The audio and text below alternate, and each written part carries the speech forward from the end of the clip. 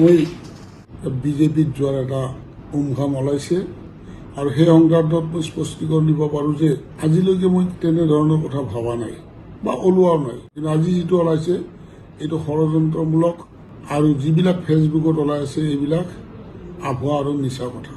ভবানীপুৰ সমষ্টিৰ বিধায়ক ফণী তালুকদাৰে মোক কেইবাদিনো সাক্ষাৎ কৰি যে মই বিজেপিত যাম বা মই বিজেপিত যোৱাৰ চিন্তা চৰ্চা কৰিছোঁ, তেওঁ সেইখিনি কথা মোক জনাইছে।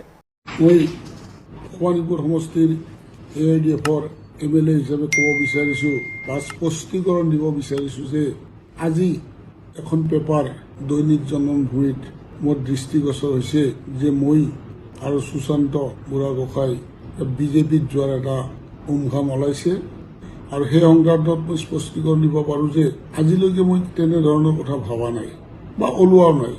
যদি ভাবিব লগা হয় কেতিয়াবা মই সমষ্টিৰবাসীয়ে মোক MLA বনাইছে, AUDF দল আৰু মহাজোঁটে মোক MLA বনাইছে, মই আলোচনা কৰিম, মই সমষ্টিবাসীৰ ওচৰত যাম।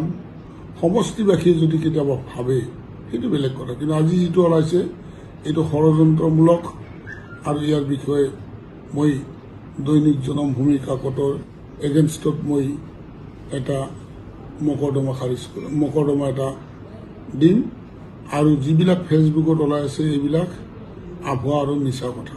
ভবানীপুৰ সমষ্টিৰ বিধায়ক ফণী তালুকদাৰে মোক কেইবাদিনো সাক্ষাৎ কৰি যে মই বিজেপিত যাম বা মই বিজেপিত যোৱাৰ চিন্তা চৰ্চা কৰিছোঁ, তেওঁ সেইখিনি কথা মোক জনাইছে।